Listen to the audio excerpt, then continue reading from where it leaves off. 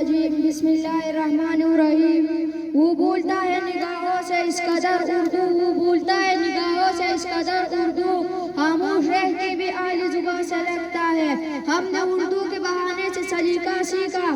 جناب صدر محفل، معزز اساتذہ کرام اور میرے ہم سفر ساتھیوں، السلام علیکم ورحمۃ اللہ وبرکاتہ۔ آج مجھے جس موضوع پر اظہار کا موقع دیا گیا ہے وہ ہے ہماری قومی زبان اردو۔ جناب صدر، اردو دراصل زبان دراصل آوازوں اور اشاروں کا ایسا نظام جس کے ذریعے انسان آپس میں معلومات کا تبادلہ کرتے ہیں، جس دیگر مخلوقات کی زبان کا مکمل نظام نہیں ہے، انسانی زبان کا مکمل نظام موجود ہے۔ جناب صدر، اردو ترکی زبان کا لفظ ہے جس کا معنی ہے لشکر۔ اس کی وجہ تسمیہ یہ بتائی ہے کہ دلی میں جس علاقے یا بازار کو مغل فوجیوں نے چھاؤنی بنایا تھا اس کا نام اردو بازار رکھا، یعنی فوجی بازار۔ اس طرح ان فوجیوں کے درمیان جو زبان بولی جانے لگی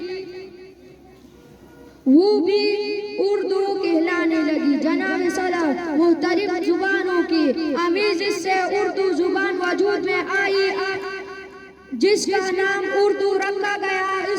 اس کی ابتدا کرنے والی فوجی تھی، اس لیے اس کو اردو یعنی لشکر کا نام دیا گیا۔ بہت سی زبانوں کی خوبیاں اردو میں پائی جاتی ہے۔ داغ نے کیا کہا ہے؟ اردو ہے جس کا نام ہمیں جانتے ہیں داغ، اردو ہے جس کا نام ہمیں جانتے ہیں داغ، ساری جہاں میں دھوم ہماری زبان کی ہے۔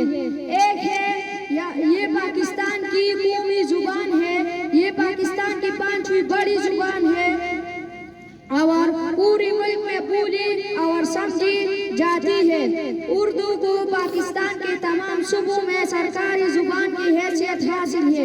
یہ اسکولوں میں اعلیٰ ثانوی جماعتوں تک لازمی مضمون کے طور پر پڑھائی جاتی ہے۔ شکریہ والسلام۔